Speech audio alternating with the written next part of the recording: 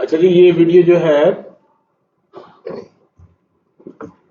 Customer style colour जो है CSC जिसको हम बोलते हैं उसके बारे में है। उसके बारे में डिमांड आई थी कि जब हम एक स्टाइल को कॉपी करें तो वो एंड पे हाईलाइटेड शो होना चाहिए और सिलेक्टेड होना चाहिए। तो ये देखें, ये हमने इसको चेंज किया है।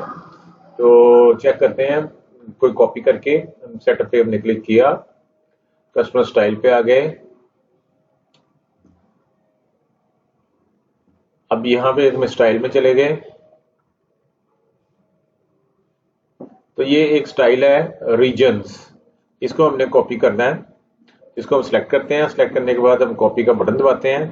तो सिस्टम जो है एक मैसेज देगा कि 5858 इज बीइंग क्रिएटेड।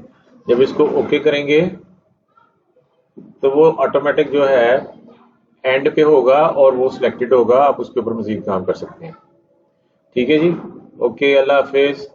तो ये आप चेक करके जो आपने जो नया टास्क डाला है 197 शायद, यस इट इज 197, तो उसको ओके कर दीजिएगा। ओके, अल्लाह हाफिज।